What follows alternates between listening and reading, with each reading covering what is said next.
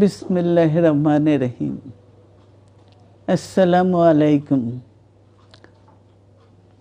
দীর্ঘদিন অসুস্থ থাকার পর আপনাদের সামনে কথা বলতে পারার জন্য আল্লাহর কাছে শুকরিয়া আদায় করছি। আমার কারাবন্দী অবস্থায় আপনারা আমার কারামুক্তি ও রোগ মুক্তির জন্য সংগ্রাম করেছেন, দোয়া করেছেন। সেজন্য আমি আপনাদের সকলকে ধন্যবাদ জানাচ্ছি। দীর্ঘ আন্দোলন সংগ্রাম ও ত্যাগের মধ্য দিয়ে আমরা ফ্যাসিবাদী অবৈধ সরকারের কাছ থেকে মুক্তি পেয়েছি। আমি আন্তরিক ধন্যবাদ জানাতে চাই আমাদের বীর সন্তানদের, যারা মরণপণ সংগ্রাম করে এই অসম্ভবকে সম্ভব করেছে।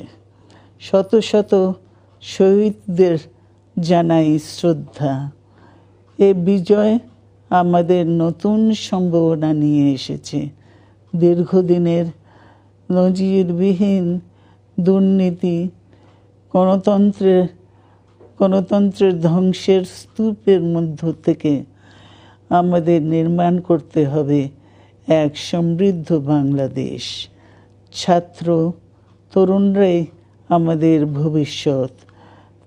তরুণরা এই যে স্বপ্ন নিয়ে বুকের রক্ত ঢেলে দিয়েছে, সেই স্বপ্ন বাস্তবায়নে করতে মেধা, যোগ্যতা, জ্ঞান ভিত্তিক গণতান্ত্রিক বাংলাদেশ গড়ে তুলতে হবে। শোষণহীন সমৃদ্ধ বাংলাদেশ। সকল ধর্মের গোত্রের অধিকার নিশ্চিত করতে হবে। শান্তি, প্রগতি আর সাম্যের ভিত্তিতে আধুনিক বাংলাদেশ নির্মাণে আসুন আমরা তরুণদের হাত শক্তিশালী করি। ধ্বংস নয়, প্রতিশোধ নয়, প্রতিহিংসা নয়, ভালোবাসা, শান্তি ও জ্ঞান ভিত্তিক সমাজ গড়ে তুলি। আল্লাহ হাফেজ। বাংলাদেশ জিন্দাবাদ।